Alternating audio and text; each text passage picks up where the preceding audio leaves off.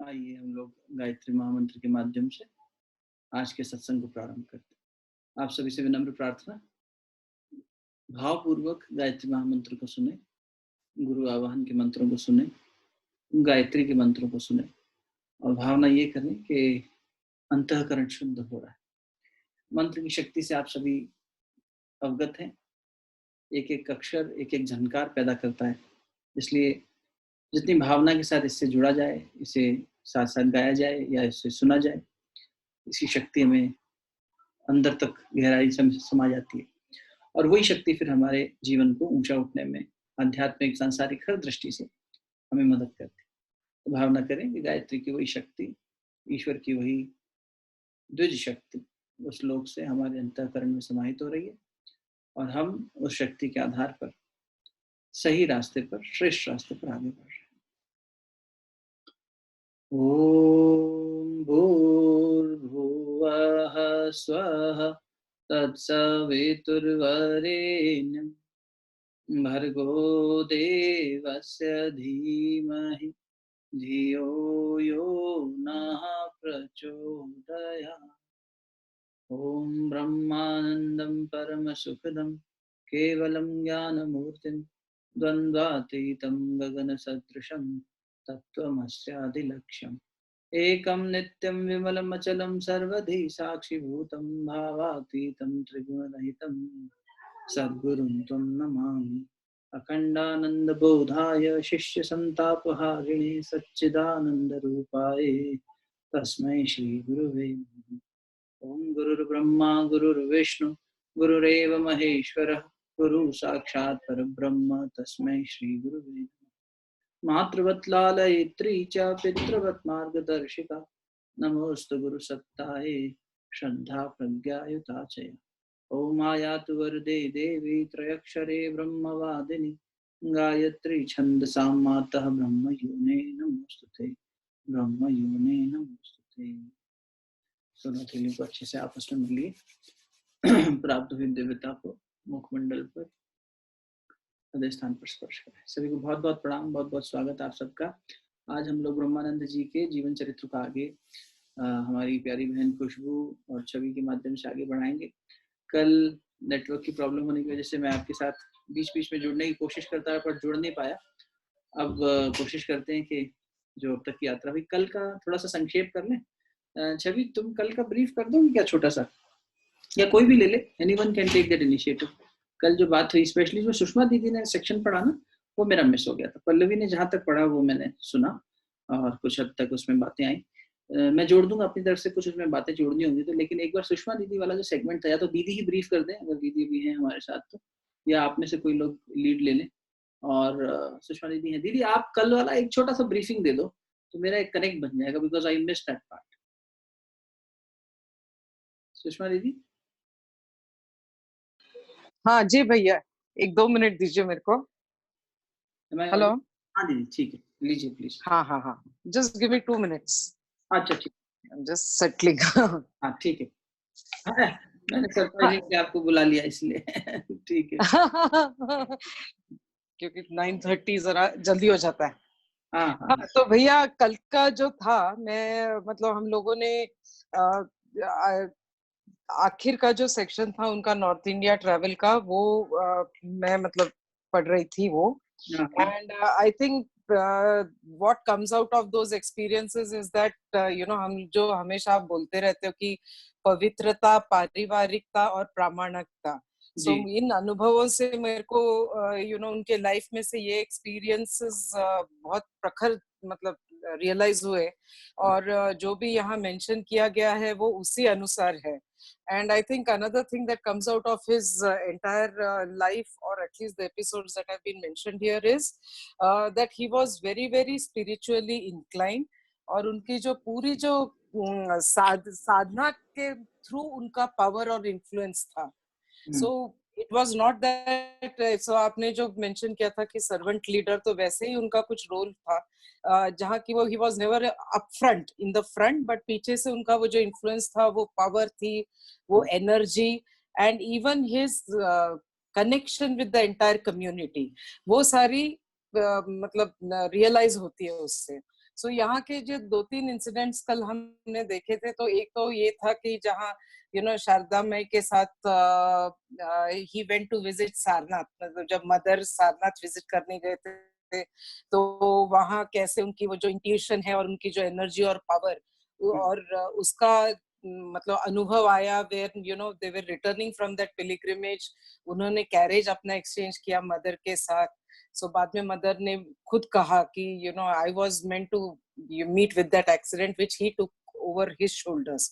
सो यहाँ मतलब उनका वो जो अगेन प्रामाणिकता और पवित्रता और पारिवारिकता, सो वो सारी मेरे को मतलब ऐसे प्रखर रियलाइज हुई उसमें से। उसके बाद फिर उनका एक है कि एक तो मेरे को बहुत ही यहाँ सेंटेंस एक भाग गया जिसमें इसने कहा है कि as a tree bends when it bears too much fruit, so a real spiritual person bends with humility. So इनका again the servant leadership, so he not only wanted to prove it, he wanted to prove it through his conduct. जैसे वो कहते हैं ना, leader walks the talk, तो वैसा उन्होंने कहा। तो उन्होंने कहा कि ईगो ये इंसान का सबसे बड़ा मतलब, कोई भी कर्मयोगी जब कर्म करने जाता है तो ग्रेजुअली उसको भी पता नहीं चलता कब वो कर्म उसका ईगो और एरोगेंस में बदल जाता है, बिकॉज कहीं वो अपने अंदर भाव आ जाता है कि ये मैंने किया है, ये मेरा है, मेरी स्थापना, मेरा ऑर्गेनाइजेशन, मेरा मेरा मेरा। तो ही सेड कि this is the most difficult thing to overcome for any साधक। और और इसीलिए उन्होंने क्या किया, ही सेड कि I want to do it and I want to prove it to myself. मतलब ये again this is something which मतलब really touched me, because I think सबसे बड़ी परीक्षा वही है कि हम बाकी सब लोगों के साथ फेक रह सकते हैं, लेकिन खुद के साथ you can not fake it with yourself. So he wanted to prove that to himself. और यहाँ एक एपिसोड है जहाँ उन्होंने काशी विश्वनाथ के मंदिर में एक सेवक को बोला कि आपका झाड़ू मेरे को दे दो, मेरे को ये सेवा करनी है और मेरे को पूरा ये प्रीमाइसेस क्लीन करना है। So the sevak, when he saw he was dressed in monk's robes and all that, वो थोड़ा हिचकिचाया, लेकिन उन्होंने इंसिस्ट किया, उन्होंने उससे वो लिया एंड उन्होंने मतलब करीब करीब 2 घंटे वो पूरा प्रीमाइसेस साफ किए।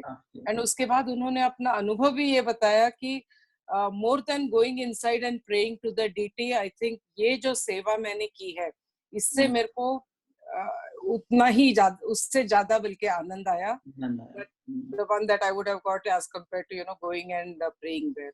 फिर उसके बाद उनका जो ठाकुर के साथ उनका जो करीबी रिश्ता था, सो ठाकुर के ऐसे काफी प्रसंग उनके अनुभव में आए, and he translated and transported them into an article in उद्बोधन। तो वो उनका ओरिजिनल जो था वो बंगाली में था, लेकिन बाद में वो इंग्लिश में भी ट्रांसलेट किया गया। लेकिन यहाँ भी उनकी ह्यूमिलिटी का पता चलता है, where in it was literally zero ego, where he said again he gave the credit of his writings to Thakur. So he said ये मैंने नहीं लिखा, I was just a medium, the power Thakur, he made me write, in fact to the extent where कहीं कहीं मेरे से गलती हुई, लेकिन मेरे गुरु ने वो गलती मेरी रेक्टिफाई कर दी।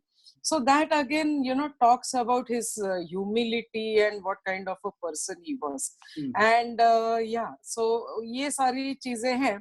और एक बहुत अच्छा यहाँ इंसिडेंट है जहाँ की there was this new monks who were recruited in Ramakrishna Advaita Ashram and Home of Service. तो उन दोनों नए मॉन्क्स में से उनका थोड़ा सा आर्ग्यूमेंट हो गया था, and there was a big conflict between these two groups. So तब वहाँ तुरायानंद और सरदानंद जी थे, लेकिन वो रिजॉल्व नहीं कर पाए। लेकिन तो तब ये भुवनेश्वर में थे महाराज, तो उन्होंने महाराज को बोला, तो महाराज ने कहा कि अभी फिलहाल रहने तो जैसा है वैसा, मैं आने के बाद मैं देखता हूँ क्या करना है। So everybody expected it to be a usual, generally a leader solves such problems by calling the conflicting parties, making a big this thing event out of it. But यहाँ एकदम विपरीत हुआ. In fact, the monks were also very tense and they thought that we are going to get a dressing down and we're going to get a beating now. Beating in the sense मतलब verbally हमको डांट पड़ेगी. लेकिन इन्होंने इतनी अच्छी तरह से वो ये किया कि instead of, so he said, instead of rebuking them and telling them their mistakes, I think he focused on building up their strengths. तो उन्होंने क्या किया कि वो मॉन्क्स के साथ बैठे वो, और उनके साथ पूरा मतलब he started meditating and he said that those people have to join him in meditation. So he kept on doing that for almost nearly 8 days I think. तो उससे क्या हो गया कि उनकी कॉन्शियसनेस लेवल इतनी बढ़ गई वो मॉन्क्स की कि they themselves realized. So it just kind of came from within. So you didn't have to rectify them from outside. He kind of cleansed them from within, wherein the monks, so by themselves, they understood where they went wrong, what they did. In fact, to the extent where one of the ringleaders was so inspired that he left for Himalayas to perform austerities. So this is something I think that is to be really, which is very, very inspiring about the journey of Maharaj. So Maharaj had the power to change the atmosphere of a place and to make it vibrate with his spirituality. So I think that was the impact that he had on the great mission. And I'm very much clear कि आपके ऊपर भी बहुत strong impact डाला है महाराज ने, राखाल ने. He's such a magnanimous personality. yes. मतलब वो जो humility है, हाँ, बहुत ही सहज. Wonderful, Didi. Thank you so very much. Abhi, we have some new members today. I mean, recently, जिन्होंने regularly हमारे को join किया है. From US, I have Suchita and Ankush ji, who have joined us. A beautiful couple, known to me from many years, and from recent past, they have started this inward journey. तो कई सारे platforms पर अब धीरे-धीरे उनका participation दिखने लगा है. Welcome, Ankush ji. Welcome, Suchita. और हम लोग जैसे कि आप देख रहे हो कि एक बुक को रीड कर रहे हैं, गॉड लिव्ड विद देम, और उसमें ठाकुर रामकृष्ण परमहंस के 16 डिसाइपल्स में से सेकंड चैप्टर जो डेडिकेटेड है वो स्वामी ब्रह्मानंद जी को है. पहले हमने विवेकानंद जी का अध्ययन किया. दीदी मैं आपको म्यूट कर दूं, सुषमा दीदी? जी सॉरी, मैं कर लेती हूँ. दैट्स फाइन, मैं कर लूँ. तो अभी ब्रह्मानंद जी के प्रोफाइल को basically what we do is कि हम पढ़ते हैं थोड़ा सा और उसके बाद उस पर डिस्कशन करते हैं. तो कल I was not able to join in because of network issues, तो थोड़ा सा रिकैप किया हमने. और एक चीज स्ट्रांगली निकल के आई, जैसे कि दीदी ने 3 शब्दों का इस्तेमाल किया, पारिवारिकता, पवित्रता और प्रामाणिकता. कई बार हिंदी थोड़ी सी डिफिकल्ट पड़ती है तो मैं सिंप्लीफाई कर देता हूँ कि पारिवारिकता is more about being a familial environment. जैसा कि अभी आपने देखा इस एग्जांपल से कि उन्होंने नए जो मॉन्क्स थे उनको परिवार की तरह जैसे किसी को सुधारा जाता है. परिवार में देखो शासन और अनुशासन में अंतर. शासन तो हो गया, हिटलर ने भी शासन किया, कोई तानाशाह भी शासन करता है, लेकिन अनुशासन होता है स्वयं से जो शासन. अनु मीन्स विद इन. तो अभी उन्होंने वही बात कही सुषमा दीदी ने कि उन लोगों को उन्होंने कॉन्शियसनेस को इतना लिफ्ट अप कर दिया 8 दिन मेडिटेट करके कि दोनों मॉन्क्स खुद को खुद ही रिजॉल्व कर लें, ना केवल इस कॉन्फ्लिक्ट के लिए बल्कि भविष्य आने वाले सभी कॉन्फ्लिक्ट्स के लिए. दैट्स कॉल्ड अनुशासन. Discipline is never imposed from outside, it comes from within. Similarly, क्योंकि डिसिप्लिन, डिसाइपल वो होता है जो डिसिप्लिन, दोनों वर्ड्स एक दूसरे से मिलके बने हैं, डिसाइपल एंड डिसिप्लिन. और ऐसे ही मोटिवेशन बाहर से आता है बट इंस्पिरेशन अंदर से आता है. You get inspired from with in. तो हो सकता है उसका ट्रिगर पॉइंट कोई बाहर का व्यक्ति बन जाए, कोई बाहर का इवेंट बन जाए, बट वो इंस्पिरेशन भीतर से आती है. तो वो इंस्पिरेशन जगाने के लिए राखाल महाराज ने उनको अपने पास बिठाया. That's a familiar environment and that also confirms his प्रामाणिकता, that what he says he believes in and he lives by that. You can always match all his life throughout his life. और महापुरुषों की एक खासियत होती है कि वो प्रामाणिक होते हैं. और कितना भी हम उन्हें सांसारिक बुद्धि से भी टटोल के देखेंगे ना तो हमें वो प्रमाणिक मिलते हैं कि हाँ verified, hence verified that yes they did it for a larger cause. कभी कभी हम देख नहीं पाते. जैसे मैं अपना एग्जांपल हमेशा देता हूँ कि स्वामी जी के त्याग को मैं नहीं देख पाया था पहले. उनका त्याग था कि उन्होंने अपने परिवार की जिम्मेदारियां भगवान के भरोसे छोड़ी और बड़ी जिम्मेदारियों को निभाने चलती है. तो मुझे लगता था कि पलायनवादिता है. बुद्ध का अपने घर को छोड़कर जाना मुझे बहुत बुरा लगता था, पलायनवादिता लगता था. सीता का राम द्वारा त्यागा जाना मुझे बहुत बुरा लगता था. लेकिन जब उनको आध्यात्मिक दृष्टिकोण को देखने का प्रयास किया, जब बुद्धि को थोड़ा सा गुरु कृपा से परिमार्जित किया, तो समझ में आने लगा कि it was for a larger cause and it was a sacrifice they made, and that is what the teaching is for us, that for larger causes, for larger good, sometimes you have to leave the smaller goods. Companies इसको इस तरह से देखते हैं कि long term benefit के लिए कई बार आप शॉर्ट टर्म बेनिफिट्स को फॉरगो कर देते हैं. Coming to the third thing, पवित्रता. पवित्रता is again purity of intent, purity of heart, purity of character, purity of conduct. और वो आप देखेंगे इनके जीवन में, इनके साथ ही सभी लोगों के जीवन को जब हम पढ़ेंगे तो पाएंगे एकदम प्योरिटी. प्योरिटी के लिए अभी अपन बात भी कर रहे थे कि कैसे मिनिमम शर्त है पवित्रता. हम कोई भी काम करें, हम अपने रिश्तों में पवित्रता लाएं, अपने काम में पवित्रता लाएं, अपने जीवन में पवित्रता लाएं। भगवान के प्रति पवित्रता का मतलब ये नहीं कि किसी मंदिर में बैठेंगे, किसी मस्जिद में बैठेंगे और जितनी देर वो इबादत करेंगे उतनी देर हम पवित्र हैं, बाकी समय हम अपवित्र बातें कर रहे हैं, अपवित्र चिंतन कर रहे हैं। नहीं, फिर हमारे को पूरे तरीके से उस पवित्रता को रंग लेना चाहिए। कल हम एक ऐसे एक फकीर की बात करेंगे, कबीरदास की, जो कि निराला ही हुआ, अलग ही हुआ। उन्होंने तो अलग अलग ही लकीर खींची। कबीर किसी भी लकीर में नहीं खींच सकते, कबीर की अपनी लकीर है। तो कल बात करेंगे उन पर, लेकिन उनको आप देखेंगे एकदम प्रामाणिक आदमी, खरा आदमी, एक ऐसा हीरा जो किसी जौहरी के हाथ में तराशा नहीं गया लेकिन चमका जोरदार।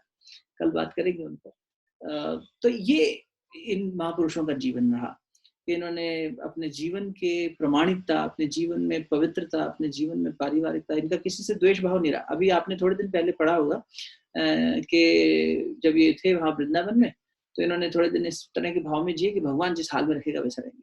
तो ब्रह्मानंद जी राखाल महाराज ने क्या किया कि बैठे थे, ध्यान कर रहे थे, कोई आया कि चलो भाई सर्दी के दिन है, बेचारा साधु बैठा है तो इसको सेवा भी कर देंगे। कंबल रख गया, तो देख रहे हैं, हाँ कोई कंबल रख गया। थोड़ी देर बाद कोई चोर आया, वो कंबल उठा के ले गया। अब ये मुस्कुरा रहे हैं, माया का पूरा प्रकल्प देख रहे हैं कि अभी ये आया और अभी चला गया। कितना विशेष घटना थी वो, अगर वो याद रह जाए जीवन में तो हमें भी ये याद रह जाना चाहिए। कभी कुछ आ रहा है, कभी अचानक वो चला जा रहा है। हमारे पास जब आता है तब नहीं सोचते why me, why someone has gifted this to me, और why God has been so gracious to me, why I am so happy. But जब हम दुखी होते हैं, उदास होते हैं, परेशान होते हैं, तो भगवान को कोसते हैं, संसार को कोसते हैं, लोगों को कोसते हैं, परिस्थितियों को कोसते हैं कि अरे अब मेरे से छिन क्यों गया। ब्रह्मानंद के जीवन का, राखाल महाराज के जीवन का ये घटनाक्रम चेतनानंद जी ने जो यहाँ उल्लेखित भी किया है, वो ये बताता है कि कैसे वो माया को देख रहे हैं कि देखो ये आई, सामान आया, ये चला गया, ना ये मेरा था, ना ये मेरा है, ना कभी होगा। थोड़े समय के लिए मेरे पास आया, रुका और चला गया। इंसान अपने पास से चीज अब चली जाती है, यहाँ तक कि अगर वो देखो गुरुदेव के जीवन का एक घटनाक्रम बताते हैं। गुरुदेव को किसी ने रेजर गिफ्ट किया कि भाई आप जो है दाढ़ी बनाते हैं, डेली गुरुदेव दाढ़ी बनाते थे। गुरुदेव से किसी ने पूछा भी, भाई आप तो साधु महात्मा है, रोज दाढ़ी क्यों बनाते हैं? बोले बेटा मैं अपनी बुराई रोज काटता हूँ। एक मतलब दृष्टिकोण है, जीवन जीने का दृष्टिकोण है। गुरुदेव कहते हैं बेटा ये शेव नहीं बनाता मैं, मुझे कोई चेहरा चमका के किसी फोटो थोड़ी खिंचवानी है, मैं बेटा शेव बनाता हूँ तो मेरे को यह याद रहता है कि बुराई है ना, ये रोज उगती है। एक तरीका है देखने का, लीला है। तो अंदर भी हम अपनी रोज सफाई करें, रोज क्लीनिंग करें। तो ये मैं खुद को याद दिलाता हूँ, मैं परिमार्जित करता हूँ। मुझे वो काम बर्तन धोके मजा आता है, इसलिए I am always very keen कि मुझे डिश वॉशिंग करने का, लेकिन अपना अंदर मांझना, अपने आप को मांझना, मुझे ऐसा फील आता है उससे। खैर, तो गुरुदेव के किसी ने रेजर गिफ्ट किया। तो जब गुरुदेव ने रेजर आया उनके पास, ठीक, बहुत बढ़िया, ठीक। अब गुरुदेव ने किसी और को गिफ्ट कर दिया। तो जिन्होंने गिफ्ट किया उन्होंने कहा अरे मैंने आपको गिफ्ट किया था, आपकी क्या आप खुद इस्तेमाल करेंगे, आपने क्यों इस्तेमाल नहीं किया? अभी देखो मनुष्य की आसक्ति कितनी होती है। मैंने आपको कुछ दिया तो मेरे हिसाब से, तो गुरुदेव ने एक ही बात कही, बेटा जब तूने मुझे दे दी तो तेरी कहाँ रही? जब तेरी चीज नहीं रही तो तेरे को अधिकार भी नहीं कुछ कहने का। मेरी थी, मेरी मर्जी, मैं उसको जो मर्जी करूँ। मैंने किसी और को दे दिया, मुझे जो मर्जी करना था वो मेरा अधिकार।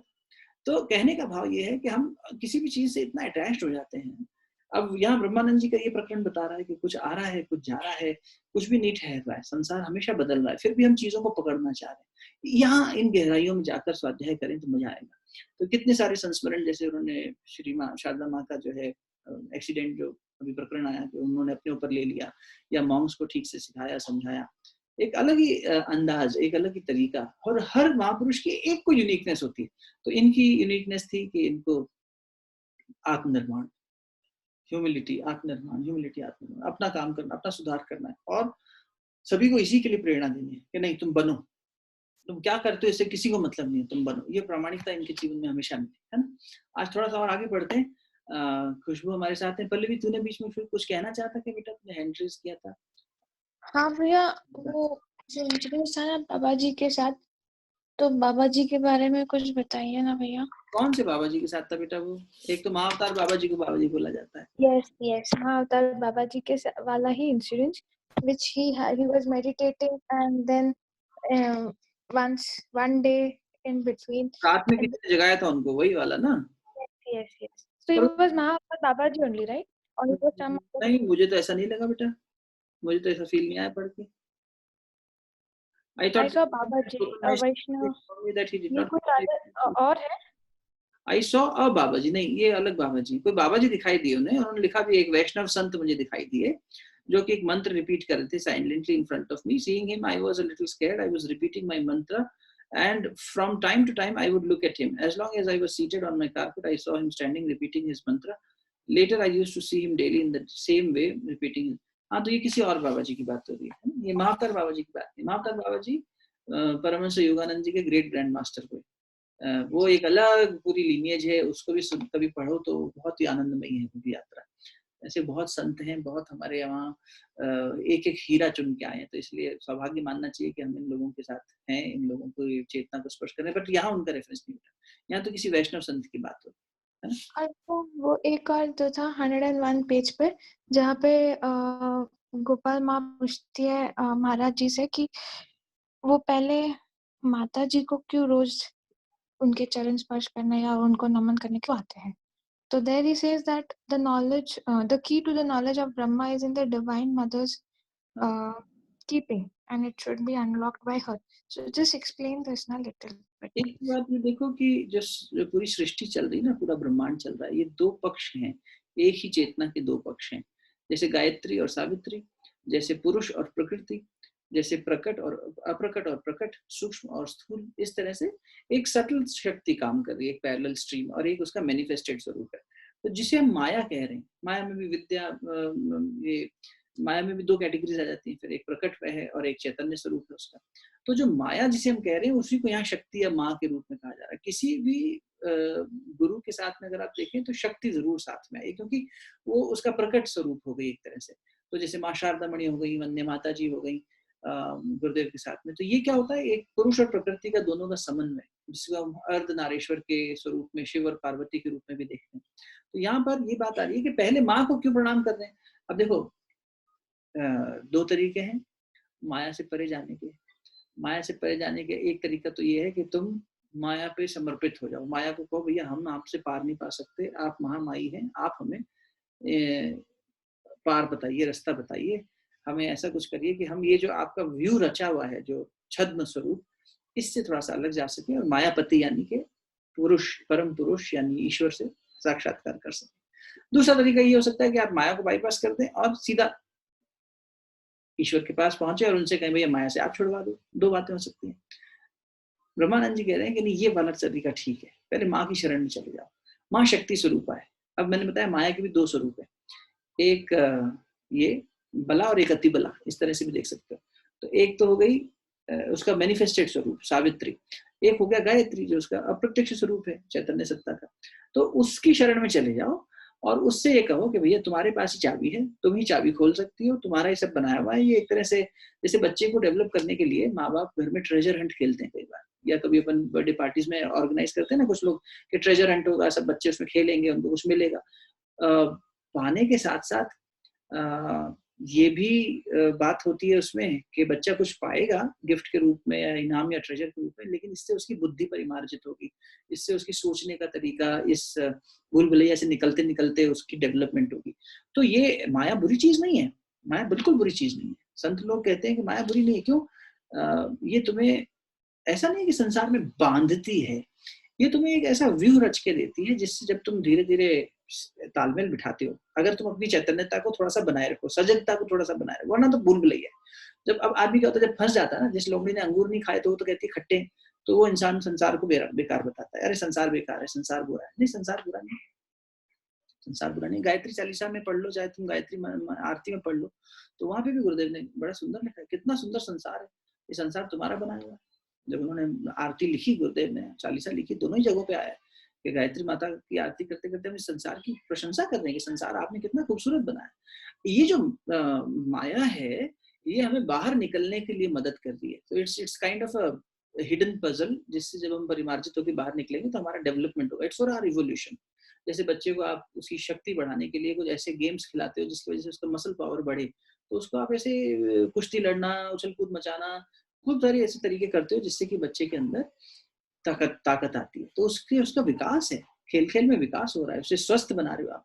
तो ये ईश्वर की लीला, ईश्वर का खेल है जिसमें माया उसकी मदद करती है। तो माँ से हम ये प्रार्थना कर रहे हैं कि देखो हम फंसना नहीं चाहते, हमें फंसाना मत, हमें ये बुद्धि बनाए रखना, सद्बुद्धि बनाए रखना। जैसे अभी सुप्रिया ने लिखा ना कि अपनी माया समेट लीजिए। समेट लीजिए मतलब ये जो आवरण आप डाल देते हो हमारी बुद्धि पे कि अब तो निकल, क्योंकि निकलेगा तो बुद्धि परिमार्जित होगी, ये आवरण थोड़ा सा ये सिफारिश नहीं है, ये गुजारिश भी नहीं है, ये एक तरह से एक प्रार्थना है कि हम अपना पुरुषार्थ करते हैं लेकिन हमारा ये सजगता हमारी बनी रहे। तो वो यहाँ ब्रह्मानंद जी कह रहे हैं कि तुम्हें अगर ईश्वर से मिलना है, उसका साक्षात्कार करना है, तो माँ के माध्यम से ही जाओ। माँ से परे होकर जाने का रास्ता है लेकिन वो इतना मुश्किल है, हर कोई नहीं, डायरेक्ट लीप हर कोई जंप नहीं मार सकता। तो तुम पहले माँ से जुड़ो और माँ से प्रार्थना करो और फिर ईश्वर तक पहुंचो। वो वाली बात। चल, खुशबू ने खूब पढ़ाई करी आज, थोड़ी सी उससे सुन लेते हैं आगे की बात। खुशबू शुरू कर। प्रणाम भैया। बहुत ही भैया थोड़ा ही पढ़ा है आपका। कोशिश करती हूँ उसी बातचीत कर ली। हाँ, तूने जो पढ़ा है वो लेते हैं, शुरू कर। तो अभी हमने नॉर्थ इंडिया की पूरी ब्रह्मानंद जी की यात्रा देखी। अब उसके बाद जब वो साउथ गए तो वहां का हम देखते हैं क्या हुआ। In 1897, Vivekananda had sent Ramakrishnananda to Madras to spread the message of the master in South India. In 1908, Ramakrishnananda invited Brahmananda to visit and went to Puri himself to escort him to Madras. Before leaving Madras, Ramakrishnananda told Sister Devamata, Laura Glenn, an American devotee, and Brahmachari Rudra to make everything ready to receive Maharaj. तो यहाँ हम देख रहे हैं कि जब वो 1897 में विवेकानंद ने उनको, जब रामकृष्ण नंदा को पहले भेजा था साउथ में, मद्रास में अपना मास्टर का मैसेज स्प्रेड करने के लिए, तो वहां गए। थोड़े टाइम के बाद उन्होंने वहां पे 1908 में ब्रह्मानंद जी को बुलाया। तो वो जब वहां गए तो वो इतना उनको लग रहा था कि वो आ रहे हैं, तो उनकी इतने उनकी खुशी थी और उनको लग रहा था कि उनके लिए क्या कर लें। तो उसके लिए उन्होंने वहां पे जो सिस्टर थी देव माता, उनको और जो ब्रह्मचारी रुद्र थे उनको बोला कि सब उनके अरेंजमेंट जो है वो बहुत मतलब कैसे करने हैं। बार बार वो रिपीट करके बार बार बोल रहे थे उनको कि वो जो है ब्रह्मानंदा, वो लाइक ऐसा है कि उनको अगर देखेंगे तो समझें कि श्री रामकृष्ण ही खुद आ गए, उन्हीं की झलक उनमें देखने को मिलेगी। तो ये यहाँ ये था कि ब्रह्मानंद जो थे, उनका जो सेल्फ था वो था ही नहीं। वो जो थे उनका जो भी डायरेक्टली जो उनका अंदर जो झलक उनकी दिखती थी, वो डिवाइन फोर्स से फील होती थी कि उनका जो मैं था, कि मैं राखाल जैसे ब्रह्मानंद भी जो हो गए, वो चीज थी ही नहीं। वो उनके अंदर उनके मास्टर की झलक दिखती थी। यहाँ ये वो चीज नजर आ रही थी कि जब उनको भी रिसीव करें, उनकी जो सर्विस सेवा करें, वो बिल्कुल वैसी करें जैसी रामकृष्ण की। हम अगर वो हम साक्षात वो आ जाएं तो कहें तो ये उन्हीं की झलक है। Then Ramakrishnananda accommodated Brahmananda in his room, which has been renovated specially for that purpose. He said, "The master and his son will stay inside. I will stay out in the entrance hall and serve them. What more do I want?" He told the South Indian devotees, "You have not seen the master. Be content to see Maharaj." यहाँ उनका devotion भी बहुत दिखता है कि उनको लगता था कि वहां जब आएंगे तो मैं उनकी सर्विस क्या नहीं कर दूं, मैं उनके लिए मतलब क्या ऐसा है जो मेरे से कुछ चूक ना हो जाए, मैं क्या नहीं कर दूं उनके लिए। तो उन्होंने अपना रूम था, सब बहुत अच्छे से सर्विस दी, बाहर रहे उनकी सेवा में, रूम के बाहर ही। और जो वहाँ साउथ के डिवोटीज भी थे, उनको भी कहते थे कि अगर आपने मास्टर को नहीं देखा है, श्री रामकृष्ण को नहीं देखा है, तो भी आप जो महाराज आ रहे हैं, ब्रह्मानंद हैं, उनको देखें तो समझे कि उन्हीं को देखा है, ये उन्हीं का रूप है। एक मिरर इमेज की तरह उनको बोला कि ये उसी तरह से समझें। एक दिन एक डिवोटी वहां पे कुछ फ्रूट्स लेकर के आए, तो रामकृष्ण नंद जो थे, उन्होंने वो फ्रूट्स उनमें से उनको महाराज को दिए और बोला कि आपको ऑफर करना ऐसा लगता है जैसे आपके थ्रू हम मास्टर को ही खिला रहे हैं। तो उनका डिवोशन यहाँ दिखता है कि उनको कुछ उन्हीं में सब दिख रहा है, वो कहीं उनको अलग समझ ही नहीं रहे। उनकी आइडेंटिटी पूरी तरह से रामकृष्ण की थी कि उनको उनके विचारों में, उनकी बातों में, उनको उनकी सेवा करके भी यही लगता था कि ये जो है मतलब मास्टर को ही सर्विस कर रहे हैं।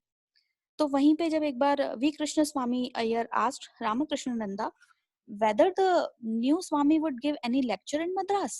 Smiling, Ramakrishnananda replied, "What is there in lectures? He never give lectures. Men such as he can impart religion by a mere look or touch." तो यहाँ हमने जैसे कल जब नॉर्थ का हम देख रहे थे तब भी देखा था कि जब दो ग्रुप में वहां पे किसी बात को लेके बहस हुई और उनको लगा कि ब्रह्मानंद आकर के अब डांटेंगे या कुछ उनको पनिशमेंट देंगे, पर उन्होंने कुछ नहीं किया। ऐसा आए और दोनों ग्रुप्स के लोगों को लेकर बैठे और मेडिटेशन में ही उनके सारे कॉन्फ्लिक्ट्स दूर कर दिए कि फिर कभी हुए ही नहीं।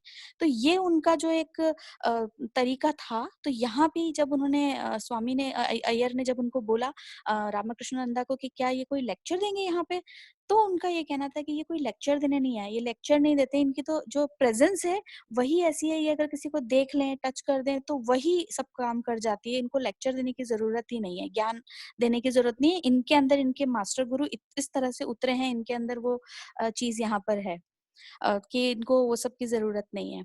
Then Sister Devi Mata recorded some touching incident about Brahmananda in her days in the Indian monastery.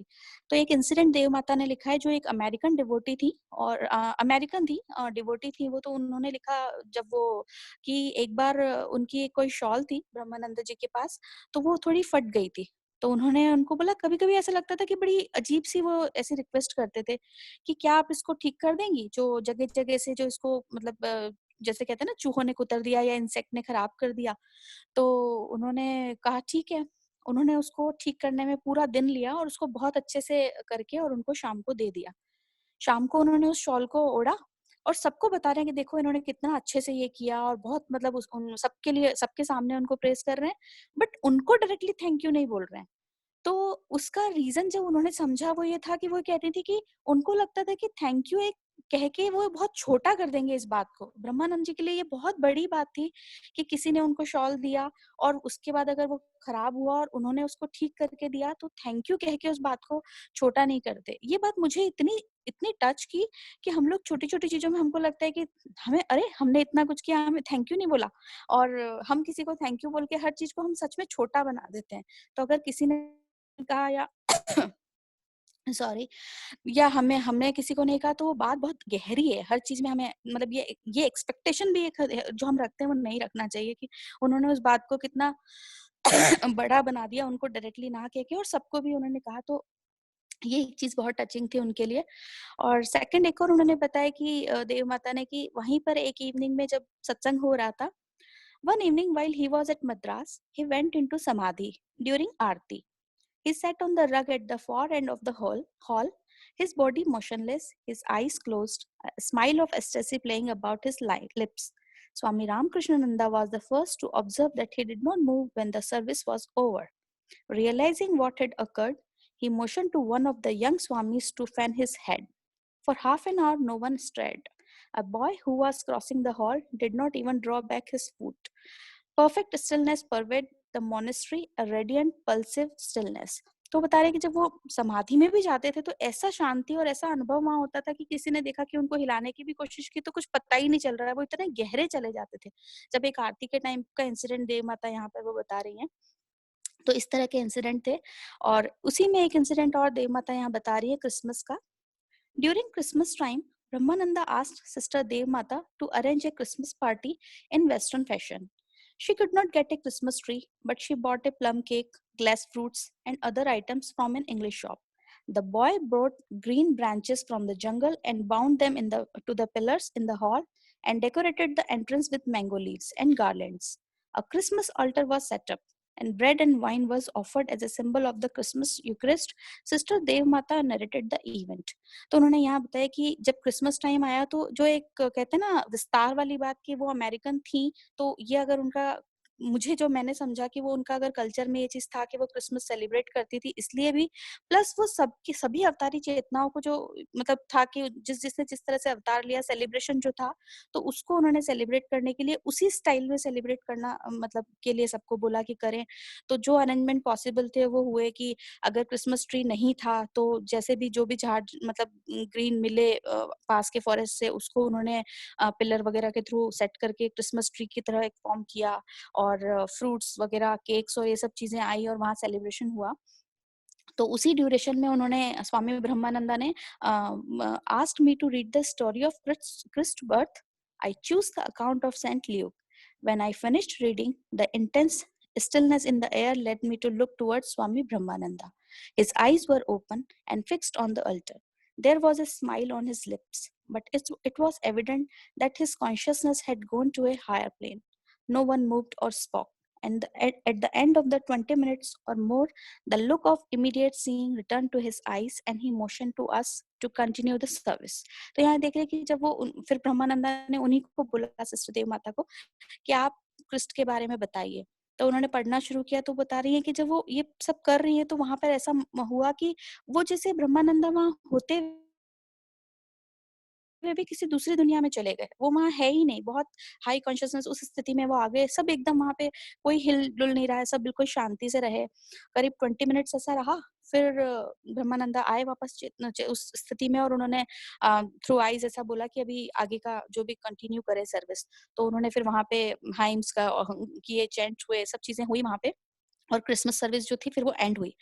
तो जब एंड हुई तो ब्रह्मानंदा ने उनको कहा कि आपका बहुत-बहुत धन्यवाद, थैंक यू सो मच कि आपने मुझे बुलाया सिस्टर। तो उन्होंने तुरंत बोला सिस्टर ने कि अरे ये तो ब्लेस्ड तो मैं हूँ कि आप यहाँ आए। तो उन्होंने जो कहा वो ये था कि अब आपको मतलब क्या बताऊँ मैं कि आपके यहाँ आके और आज आपने जो ये सब किया उसके अंदर मैंने क्या फ़ील किया। तो इनडायरेक्टली ये था कि उस ड्यूरेशन में जब वो 20 मिनट्स वहाँ पे वो सब चल रहा था, वो ऐसा था कि जैसे उन्होंने जीसस क्रिस्ट को ही फ़ील किया। वो वहाँ आए या वो उस चेतना के साथ मिल गए, इतना उनका डीप साधना थी तो वो फिर उसके लिए उसको लिए उनको थैंक यू बोल रहे थे सिस्टर को और सिस्टर बोल रही थी कि वो उनके लिए थैंकफुल थी कि वो आए यहाँ पे। तो सिस्टर ने कहा कि ये बहुत ब्लेस्ड मोमेंट था। तो ये सब चीज़ें इंसिडेंट भी यहाँ पे जब हम देखें तो मतलब ब्रह्मानंद जी की जो साधना की बात थी, जो कहने का नहीं अनुभव करके और उसके थ्रू जो बताते थे, ये बहुत मुझे टच किया। इसी में भैया अगर आप कुछ ऐड करना चाहें तो बताएं प्लीज। सभी को प्रणाम। आज इतना ही लेंगे खुशबू, है ना? तो जी अभी जैसे आपको याद होगा शुरुआत में हमने जब ब्रह्मानंद जी को जानना शुरू किया तब एक बात कही थी मैंने, स्पेशली जब विवेकानंद और ब्रह्मानंद के दोनों के कॉम्बिनेशन को, उनके संबंध के ऊपर बात हुई थी कि जहाँ विवेकानंद एक आफ्टरनून का जो सूरज होता है तपता हुआ सूर्य थे, वहीं ब्रह्मानंद शीतल चांदनी थे। कल पूर्णिमा है ही, चांदनी का प्रभाव हम सब जानते हैं। ये जितने भी इंस्टेंसेस अभी खुशबू ने पढ़े या इवन कल की जो रीआइटरेशन हमने करी, रिकैप लिया सुषमा दीदी से, हर जगह ये बात समझ में आ रही है कि he was as composed and peace and still, इतना पीसफुल थे जैसे कि चंद्रमा होता है चांदनी का, एकदम शीतल, ठंडक देने वाला। किसी को ज्यादा ज्ञान नहीं देना, किसी को ज्यादा डांटना डपटना नहीं, किसी को ज्यादा इस माध्यम से नहीं समझाना कि ऐसा करो वैसा करो, बस बैठ जाओ ध्यान करो, कुछ नहीं समझना बैठो, चुपचाप बैठो ध्यान करो। कहीं ना कहीं बुद्ध की पद्धति भी ऐसी ही रही है, भगवान बुद्ध की। तो वही भीतर वाली शीतलता को जगाना, भीतर वाले पूर्ण कलाओं को, चंद्रमा को जगा देना, ये इनका हमेशा रहा। तो जैसे अभी सभी जगहों पर आप देखें तो वो लेक्चर उनका देना या न देना नहीं आवश्यक है, उनका वहाँ होना ही अपने आप में एक उद्बोधन है। उनका वहाँ होना ही उनके माध्यम से उनके मास्टर तक पहुंचने का एक तरीका है। ठाकुर रामकृष्ण परमहंस की उन्हीं में आभा परिलक्षित हो रही। रामकृष्ण, यहाँ पे एक उनके गुरु भाई का नाम है रामकृष्णानंद जी, है ना, शशि उनका नाम था। तो शशि जो थे वो भी बड़े, शशि और विवेकानंद दो पोल्स हैं। मतलब शशि ऐसे थे जो कभी मैं छोड़ के नहीं जाऊंगा, ठाकुर की आरती हमारे हिसाब से होगी, बिल्कुल ऐसा एडमेंसी वाला बात। और विवेकानंद ऐसे जो टिकते नहीं थे, वो चले जाते थे कभी उठ के, वो वैरागी आदमी थे, उनको रोकना मुश्किल होता था। शशि का ऐसा था कि ऐसी घटनाएं आप जब हम पढ़ेंगे रामकृष्णानंद जी के जीवन चरित्र को, रामकृष्ण के नाम पर ही इसलिए विवेकानंद ने उनका नाम दे दिया कि इतना उनके आनंद में रहता है, इतना तो मैं किसी को भी नहीं देख पाता। मतलब एक होता ना, सिर्फ तारीफ करने के लिए नहीं या प्रशंसा के लिए नहीं, Swami Vivekananda used to meant it कि नहीं, इसमें तो ये ट्रेट ऐसा है कि सब भी छोड़ के चले जाना ठाकुर को, ये आदमी नहीं छोड़ के जाएगा। कौन? शशि। तो शशि का भी ब्रह्मानंद के साथ बहुत गहरा संबंध था।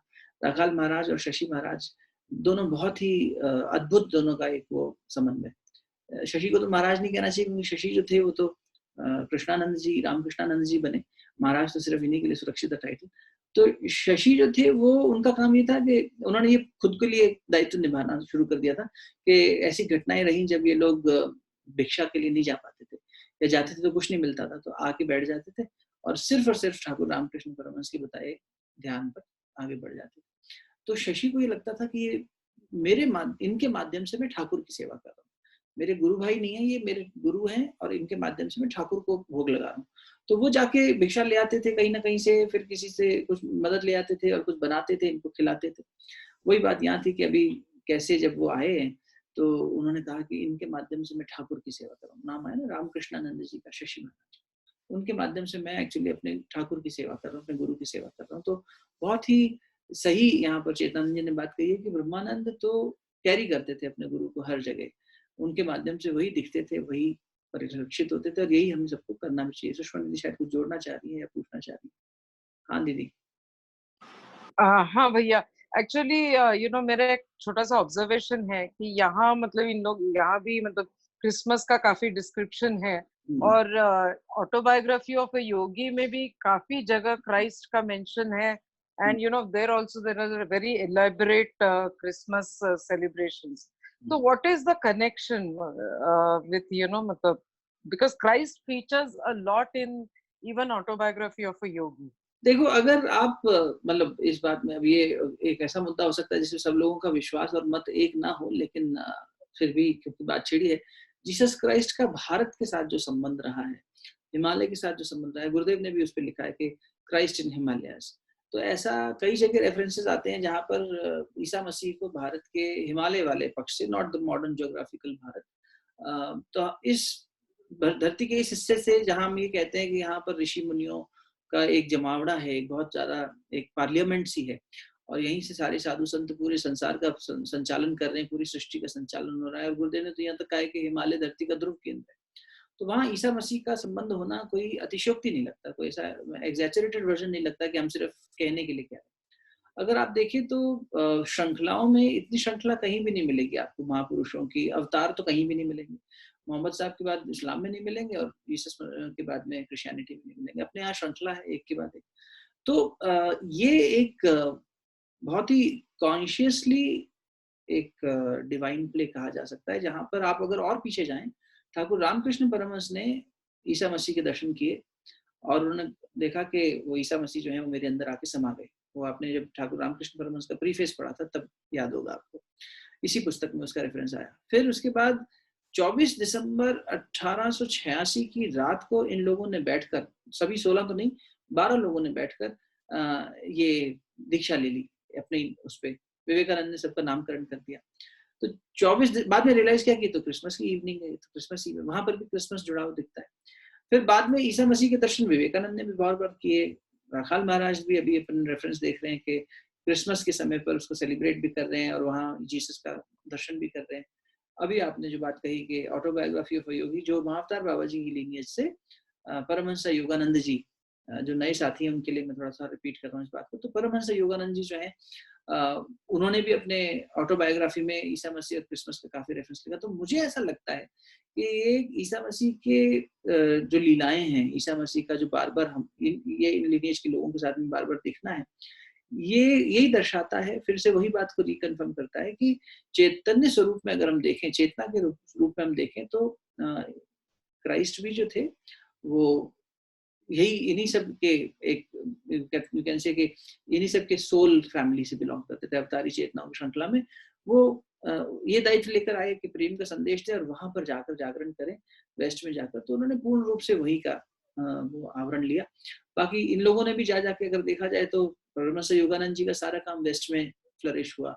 विवेकानंद ने वेस्ट से ही शुरू करके फिर ईस्ट में वापस लेकर आए चीजों को.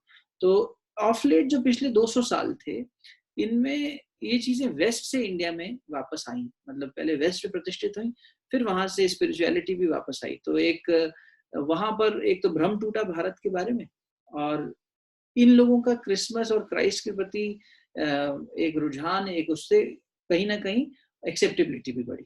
तो मुझे ऐसा लगता है. You can even add on to this your observation in case.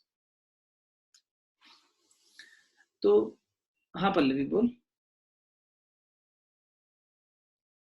भैया मतलब ज्यादा पढ़ा नहीं है, पर जितना पढ़ा है उसमें ऐसे मतलब ऐसे भी पढ़ने में आया है कि जैसे बाबा जी महाराज है ना, उनके साथ बैठ के क्राइस्ट ने भी से भी दीक्षा लिया, and they all had sat together and they had their meditations and Christ spent a very long time in Himalayas when he was in the process of realization of God and all. So that all lineage has held us to have his accompaniment with us also for a long time. So it is not a different part. He is also part of us only. Just that he has his all preachings in the West. But all the preachings are the same, as you say always, and it has been the same everywhere. So whatever he writes is also in the same lines. हाँ, तो वही बस एक चीज थोड़ा सा correct कर देते हैं कि it's not about us and them, he is a part of us. ऐसा लगता है कि हम क्लेम कर रहे हैं कि हाँ मतलब बहुत बार ऐसा होता है ना कि क्रिश्चियनिटी है, इस्लाम है या ये, तो that all is not there. So everything is just one. There is nothing in that. Difference is not there. चलो बढ़िया, शांति पाठ करते हैं। कल विशेष रूप से सबको फिर से निमंत्रण, पूर्णिमा है। जो लोग साधना, सामूहिक साधना में साथ रहे हैं वो लोग पूर्णाहुति करेंगे। पूर्णाहुति के क्रम में अनुभा ने संदेश दिया होगा, मैं अभी तक व्हाट्सएप खोल ही नहीं पाया हूँ शाम से, तो मुझे नहीं मालूम क्या बातचीत हुई है, बट अनुभा और छवि के माध्यम से आप लोगों के पास संदेश पहुंचेंगे या पहुंच गए होंगे कि कल रात को हम कबीर जयंती का उत्सव मनाएंगे। थोड़ा लंबा चलेगा सत्संग, 9:30 बजे शुरू होगा, लगभग 2 घंटे तो चलेगा ही। पूर्णिमा 12:15 बजे खत्म हो जाएगी। दूसरा, उसके अलावा पहले विचार एक प्रस्ताव ये था कि हम कुछ दीपक जला के छोटा सा गायत्री मंत्र की आहुति तो दे ही लेंगे, कोई दिक्कत नहीं है। और जिन लोगों को परसों यज्ञ करने की सहूलियत होगी, कुंडीय यज्ञ, वो अपने घर पे यज्ञ करके परसों पूर्णाहुति कर सकते हैं। ठीक है, तो कल शाम तक आप अपना सामूहिक साधना जो है उसका जप पूर्ण कर सकते हैं, या परसों सुबह तक भी कर सकते हैं, कोई ऐसे दबाव नहीं है। परसों सुबह आप अपने घर पे यज्ञ करके, अब वो यज्ञ का प्रारूप इंद्रभूषण भैया हमारे मुंबई से हैं और अनुमा जी हैं, ये लाइव रहेगा अनुभव, या ये आपका सभी को आप समय दोगे कि आप इस स्लॉट पे खुद कर लो, क्योंकि आप लाइव करोगे तो ऐसी व्यवस्था बना दी जाएगी। अनुभव कुछ बता सकते हो थोड़ा सा ब्रीफ 1 मिनट में? भैया मैं ब्रीफ कर देती हूँ। हाँ चलिए। हाँ, तो इंद्रभूषण भैया एक मोबाइल ऐप है जिसपे वो काइंड ऑफ लाइव चलेगा, एंड इन बिटवीन जहाँ पे भी जरूरत होगा भैया भी पिच इन करके जूम पे ले लेंगे। तो संडे का हमने फाइनल किया है क्योंकि संडे को मोस्ट पीपल आर अवेलेबल। तो हाँ, टाइम स्लॉट वगैरह हम लोग जस्ट थोड़ी देर में सबको बता देंगे। तो यानी ये भी आपने एक दिन और एक्स्ट्रा हो गया, फिर 5 नहीं, 6 नहीं, 7 तारीख को पूर्णाहुति का यज्ञ करवाएंगे आप। ठीक है, ताकि जिसके बच्चे हों करने के लिए वो भी पूरे हो जाएंगे। ठीक है, कोई दिक्कत नहीं, बढ़िया। ठीक है, फिर वो संदेश आप लोगों तक और डिटेल में पहुंच जाएगा, ये लोग शेयर कर देंगे। ठीक है, चलिए शांति पाठ। ओम देव शांति अंतरिक्षं शांति पृथ्वी शांतिरापः शांतिरौषधयः शांतिः वनस्पतयः शांतिर्विश्वे देवाः शांतिर्ब्रह्म शांतिः सर्वं शांतिः शांतिरेव शांतिः सामा शांतिरेधि। ओम शांतिः शांतिः शांतिः सर्वारिष्ट सुशांतिर्भवतु। दोनों हाथ जोड़कर मस्तक झुकाकर दिव्य शक्ति को, दिव्य सत्ता को नमो। ओम नमोस्तनंताय सहस्रमूर्तये सहस्रपादाक्ष शिरोरुबाहुवे सहस्रनाम्ने पुरुषाय शाश्वते सहस्रकोटि युगधारिणे। दोनों तेलियों को आपस में मलिए, प्राप्त हुई दिव्यता को मुखमंडल पर, हृदय स्थान पर स्पर्श कराइए। कल कबीर जयंती में आप लोगों का भी स्वागत है, इस दृष्टि से भी कि आप अपनी तरफ से संत कबीर के जीवन चरित्र से कुछ अनोखी घटनाएं, अनोखी प्रेरणास्पद बातें, उनके किसी दोहे के कुछ ऐसे यूनिक दोहे जो कि आपको बहुत पसंद आते हो या आपके जीवन पर उसका कुछ प्रभाव हो, विशेष रूप से कुछ ऐसे यूनिक हो जो, तो उनको आप प्रस्तुत कर सकते हैं। सुप्रिया हमारे साथ अभी गायत्री जयंती पे थी, उन्होंने भी इच्छा जाहिर करी है कोई कबीर का भजन लेने की। कल अपन भजनानंद भी लेंगे, परमानंद भी लेंगे, और ये ऐसे साधक थे, इस जैसा साधक नहीं हुआ, ये जैसा महापुरुष मिलेगा ही ना, वो अलग ही अनोखा था ये। कल ही और बातें करेंगे उनके बारे में, लेकिन कोशिश करूंगा कि कबीर के वो पहलू आपके जीवन में लेकर आऊं जो शायद ही कहीं पढ़ने सुनने में आते हो, बहुत कम, रेयरली मिलते हो। और ऑफ कोर्स निर्गुण भजन तो हम लोग गाएंगे। ठीक है, चलो कल मिलते हैं शार्प 9:30 बजे, तब तक के लिए प्रणाम।